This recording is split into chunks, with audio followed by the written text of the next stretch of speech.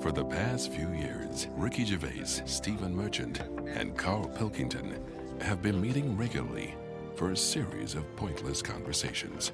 This is one of them. Testing. Is that all right? Hello and welcome to the Ricky Gervais Show with me, Ricky Gervais, Stephen Merchant. Hello. And the little round-headed buffoon that is Carl Pilkington. All right.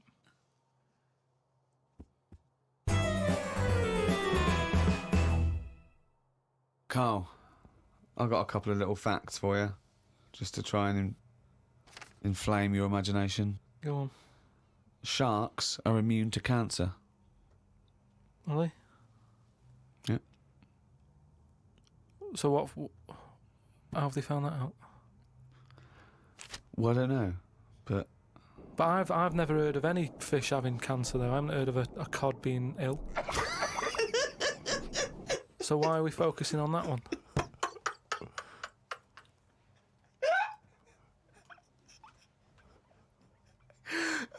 good point. Okay. Stroking a spider can cause its hair to fall out.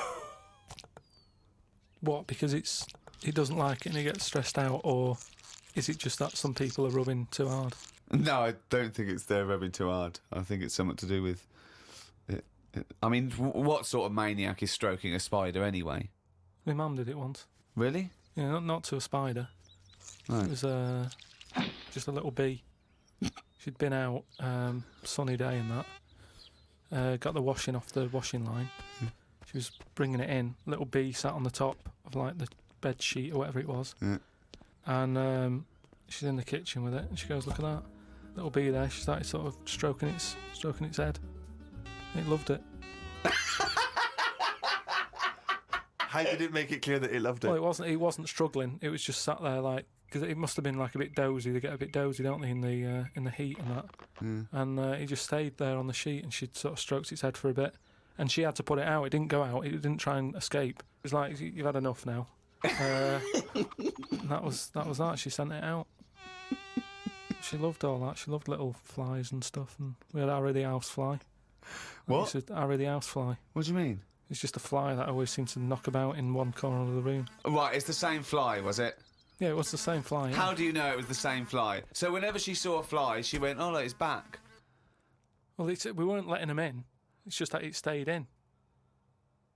Carl, what makes you think it was a pet housefly as opposed to a different fly every day? Because it was always in the same place in the corner. But it could have been that something about that particular place that attracted flies rather than it was the same fly. Well, I'm never worried about it. It wasn't harming us. It just always hung about. But how do you know it was the same fly? How do you recognise it? We weren't worried about it. It doesn't matter, does it? If like we're thinking another fly's getting a bit of free rent or something, just let it stay. I don't understand what. But why? No. Right. Okay. You're in a house, right? There's flies. Okay. Not flies, fly. What? Why do you think it was the same fly for all those years? Just because we haven't got loads of other flies. At no point was there a crossover period where there's two, and it's like, hang on a minute, he's trying it on here. That's what I mean. It was always just one on its own. And we just thought, leave it, it's all right. I don't know why are you suspicious? Why you always think someone's out to do you? No, I don't know why you assumed when you see a fly every now and again that it's exactly the same fly. It just in fact, was. that it's Harry. The one in our house was the same one. How do you know? Well, all right, I don't, but at no point did I feel suspicious.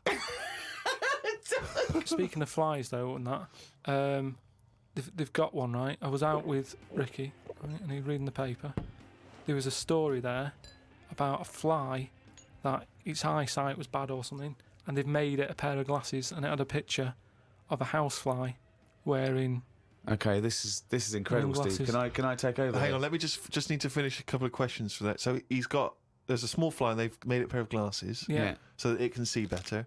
Yeah. And your concern is what? Well, again, it's just that thing of we're looking after everything now, aren't we? Sorry, I've got to come in here, Steve. All right. I showed you the story. You saw it. It was a picture of a housefly with a pair of glasses on. Yeah. Right. It was about a one-sentence thing. It was about how far technology's come. Yeah, And and a we're group helping of flies scientists out. using microscopy, right, and laser tools had as an exhibition, shown that they could make a pair of glasses smaller to fit on a hat. They'd put it on there and they'd taken a picture of it, and it's on display. At no point was it actually, because the fly had bad eyesight, the fly was presumably dead, it was purely an art installation or a show of technology. I thought you were going to say, Rick, that you'd drawn the glasses on there. Yeah. And he believed it like, there's a bearded lady in this paper. No. My God, Tony Blair looks like Adolf Hitler. No. What do you think of that, though? But they did it as an flies out. experiment. Yeah, but all things start as an But experiment. why would they make a pair of glasses for a fly? How would they know he had bad eyesight? How would they know it was the same fly? Bumping into stuff? I don't know. Bumping into stuff. It's just that thing, innit, of human nature is something's wrong with something, let's fix it. And they try and help people out all the time, don't they? When you know, we're always doing it. We're always trying to help people out instead of just going, you've been dealt a duff card, cope with it.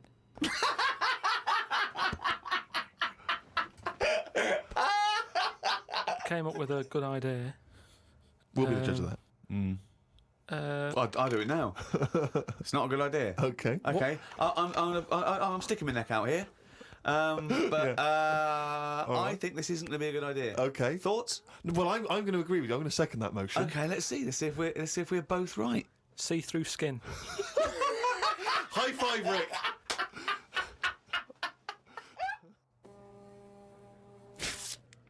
We've had a few emails about the old shows. People came into them late in the season. Did I not tell you this? We had an email from an Inuit. Really? Yeah. I thought I'd mentioned this. Have we not mentioned this before? No. No, it was an email from a guy who said, I don't think he lives in Canada, I think, or somewhere else. I apologise if I'm getting that wrong. But I think he said he was half Inuit and he listens to the show.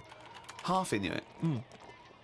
See, that's interesting because I think it was so remote. I know I'm probably wrong now, but I think that those are so remote that I can't think where they're meeting people who aren't that are also Inuit, yeah. Oh, and who's going, other societies are going, I'll tell you what, I'm fed up, there's no action here, I'm going to the frozen tundra, I'm bound to meet someone there. Yeah. Where do they meet? Do they do online dating? What Probably a lot of online stuff. do you put as hobbies? Fishing? Yeah. Skinning stuff. Skinning stuff, yeah. What stuff to skin? Seals. Seals, yeah, sure. That's about it, isn't it? Why are they hanging about round there? Why aren't seals going, do you know what, it's cold, I'm sick of it here. It's windy all the time, what have you, and I'm getting a club on the head. Do you know what I mean? Yeah. Because they're meant to be quite bright in terms of animals and that, aren't they? Yeah. So why are they knocking about them parts? I don't know. Say, like, if seals died out, right? Would that be a problem? We've done this. We've been through this before, Carl. Everything has a knock-on effect. Even a seal, that's sort of in between something already. It's between a fish and a dog, innit? I knew you were going to say dog. It's not between a fish and a dog.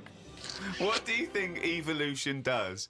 Fish to I'll never dog. understand it. Maybe we What shouldn't do you talk mean about it. it's between a fish and a dog? I'm just saying it's. It was a perfectly evolved mammal that re-entered the water, I imagine, and then got streamlined. And I mean, it's between a fish and a dog. But why not have one and the other? Why not have, like, you've got a dog, you've got a fish. No, it's anything not in the between a middle. fish and a dog. It's not between a fish and a dog. I don't know what between means. I don't know what... This is it again about saving everything all the time. What is it doing? What's it doing? Everyone's feeling sorry for him all the time. Save the seal and all that. What's it doing? Why are we saving it? Let's just ask that question. What's it doing? I don't know what to say. It's between a fish and a dog. Out of all the people in the world to have a chat with, do you know, what's his face? That German doctor. Which one? The guy that displays the human body? Guns Traven or something. All right, yeah. Well, I don't. Is he a proper doctor?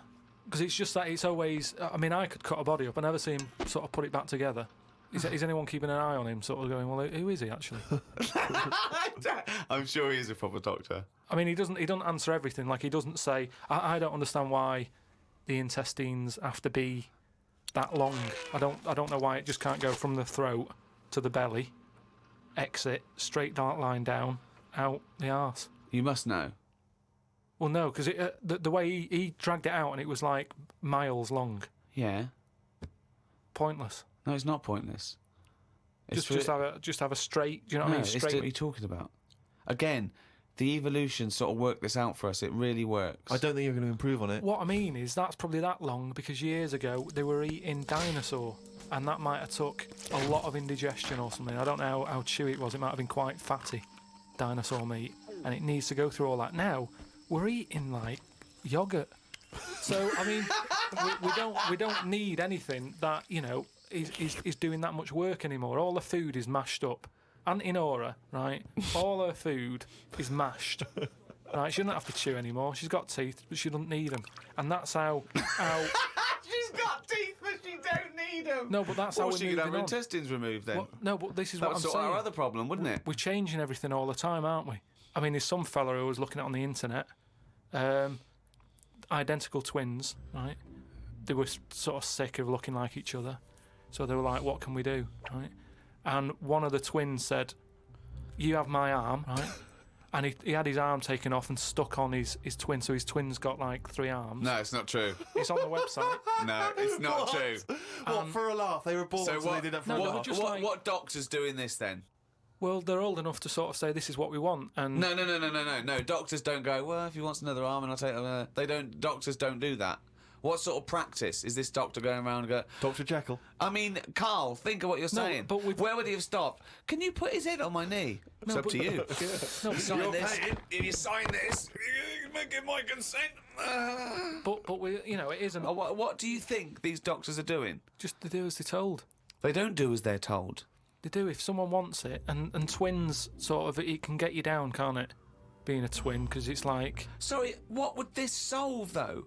I thought you said he gave one of them a bigger nose or a beard or 2 front teeth to make him look different, right? Not. I'll tell you what we could do. Go on. Would you like 1 arm? Go on. What are you thinking? Well, me 3, you 1. Therefore, not twins. Novelty. I mean, you are a mental man. But they can do it now, can't they? There's no sort of there's no line drawn anymore. They don't go, "You're crazy. We're not going to do that." Yeah, in Saw 2, not in the real world. No, they but- don't do things like All this. right, there's another bloke, right? I don't know the sort of full ins and outs of it, Go on, you surprised me. but what he asked for, something happened to his tackle, right?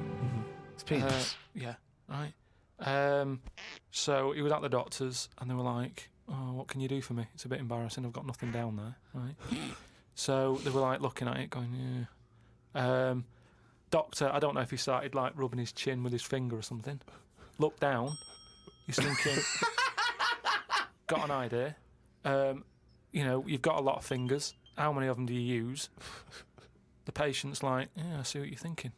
They cut off one of his fingers, sewn that on to where his tackle is.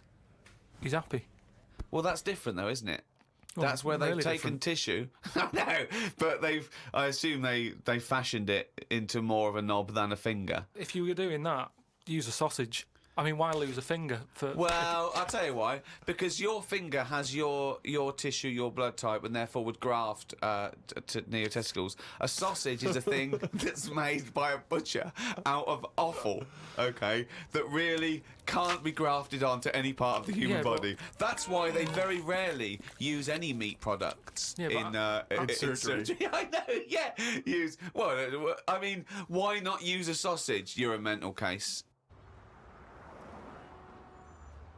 I always remember this story when I was a kid about some bloke. He had throat cancer, right?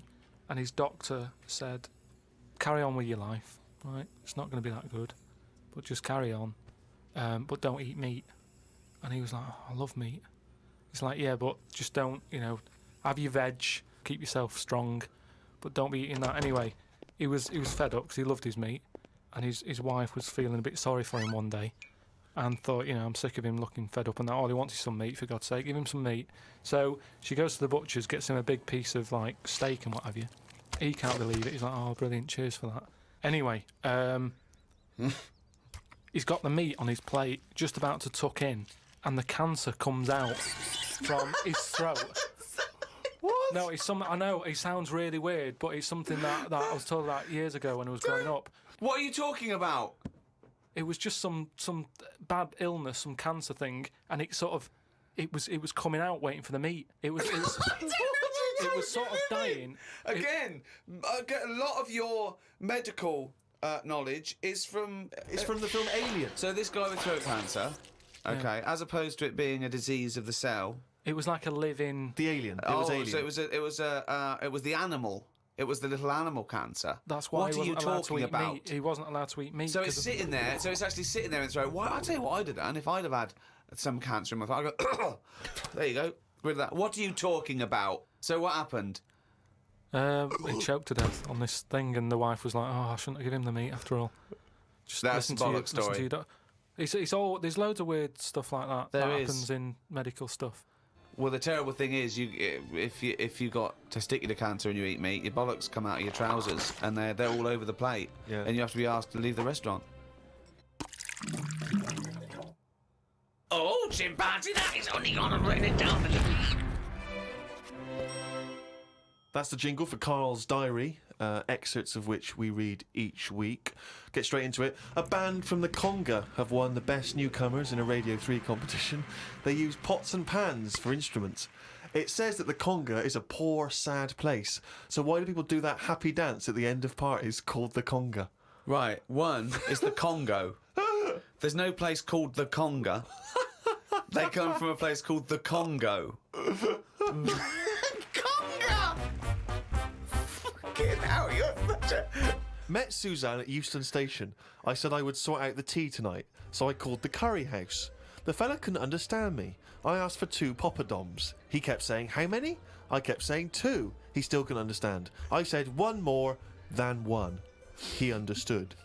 When we picked up the food and took it home, there were 5 poppadoms in the bag. Oh, God! Oh, God. There is a restaurant somewhere that sells knobs to eat. No, there's not. There is. No, there's not. No, there is. It says that women can't eat too many of them, and if you want a seal's knob for dinner, you have to book in advance. Right, it's gobbledygook. This is the ramblings of a madman again. It's a trend, he writes. It won't last long. It'll be like hummus. Called Ricky and asked what the difference is between the mind and the brain. Yeah, he That's did. a hell of a phone call Yeah, to get. unbelievable. Unbelievable. Ricky did explain, but I can't remember what he said. I wondered at what age you are when the mind kicks in. Okay. Ricky changed the subject and said there is an island called Spider Island. There's nothing but spiders on it. A bloke went to visit the island and said there was 1,000 types of spider in one tree. What do you think about that? What do you think of an island that's just full of spiders? I don't know, because you need spiders. I don't know what they do, but they say a world without spiders, like, wouldn't be good. But they sort of do something. There's something about if you did get rid of them all, it would have an effect. Well, of course it would. Get rid of anything, it would have an effect. Not everything though. Like I've said, jellyfish and what have you. Well, no. It's 97% water or something. Yeah. So how much are they doing? Just give them another 3%, make them water. That's more useful. Give them another 3% and make them water. Oh, God. Went into the gadget shop today. It's full of stuff that we don't need. Gadget used to be a good word that made you think of James Bond with all his gadgets. The best thing I could find in the shop was a clock that ran on potatoes. We are definitely going backwards. I agree. Well, who cares about that? A little electrical impulse. So what? Had a night out with old schoolmate. Found out about more of the other lads I went to school with. One is living underground. What do you mean living underground? Not like a mole. Do you Yeah. mean he's got a basement, or do you mean he digs a hole every night? My mate went to visit him and he said it had been raining really heavily and that, and it's all the rain's running in. What do you mean he went to visit him? He went down here. What's that? That's an hole in the ground. Yeah, come in. He just said, "Oh, come round see us," and he's living underground. What do you mean he's living He underground? was happy down there. He said it was really muddy and what have you. He said he won't be going back to visit him. I believe this, though. I believe someone he went to school with now lives in a hole. That doesn't shock me. You spent far too long with him, if that, now you're just happy to accept. I totally accept that. I'd be surprised if I walked round where he lived that there weren't more people living in holes. His dad wanted to throw his budgie on the fire. True. His budgie died. His dad said, "Let's throw it on the fire." I mean, his mum What did your mum do? She just was worried about the other bird that was left, so she made it a bit of company by getting a rock, getting a feather off the dead budgie, sticking it on the rock, putting it in the cage. So a Bit man funny. living in a hole It's not is unusual. not that bizarre. Right, carry on. Watched a film about Hitler. Didn't watch all of it as it was subtitled. Can't be doing with that. Asked Suzanne if cinemas are full of deaf people when they're showing subtitled films. She said, shh, I'm trying to watch it. I said, what do you mean, shh? It's subtitled, I can make as much noise as I want. Yeah. She's a lucky, lucky woman. You must be a joy to watch a subtitled film. I mean, the concentration is up there already. It's not as easy as when you're hearing it, because you read things, but it's possible. If you had a buffoon going, I'm just going to sit here and make as much noise as I want, what's the point of that? Yeah. Do that in a cinema. Just walk into a subtitled film and go, right, everybody, let's all do the Congo. We're having our bathroom done. The bathroom man was round at 9 this morning. We weren't allowed to use the shower because it all had to be bone dry before we could use his waterproof filler. Not that waterproof then. Went for a brew with Ricky. We talked about monkeys and how they are closer to humans than they are to apes, and how bees will drink cider to get off their heads. Now and again there is a bee that lets the drinking get in the way of the work, and other bees sting it to death. Blimey. Yeah, well, there are bees. They love a drink, and they will drink pure alcohol. They love getting off it, and they fall down and they're drunk, right? But some bees get addicted in the same sort of percentage as human addiction. Like 10% of bees, they can't get enough of it. They take ethanol, they take cider apples and that, and then when they get back to the hive, they go in a bit pissed, and they've got guard bees, and they go, "Come on, we've all had a drink." Bouncers. Yeah. They sort of are, right? And they push them away, and they push them away again. Then the next time they go, right, I've had enough. And they give it a good hiding. And Carl couldn't get over this. I saw his face, but I knew that he was thinking of that bee with sort of like eyes rolling around his head, a little bit belligerent with his jacket on backwards. Yeah. And the bouncer going, come on, son, we've all had enough. Let's move away, Yeah. move away. You're not coming in, all right? You're wearing trainers. Yeah, you're wearing 3 pairs of trainers, and yeah. I'm sick of it, But what I did find out, because I went home and went on the computer trying to find out about drunk bees knocking about, they're not actually meant to fly. It's only because they don't drink and know. fly. Well, no, but they're if they were told that you're not actually designed to fly, they wouldn't bother. No, this is that thing that goes around that aerodynamically, on the face of it, looking at the size of the wings and the body proportions and everything, that it's a surprise that they can fly. Okay, it's not that. No one's ever told them they can't, and as soon as someone tells me you're not meant to fly, they all fall out of the sky going, "Oh, what are we doing?" Like in a cartoon. No, but it's something about the confidence and that. At the moment, nobody's saying It's nothing to do to with the confidence. There is no such thing as confidence in bees. A bee never loses its nerve. That's not why it drinks. Because what are you drinking for? I'm just not confident anymore. There's no point to turn to the bottle. I can't go up there again. You're an idiot.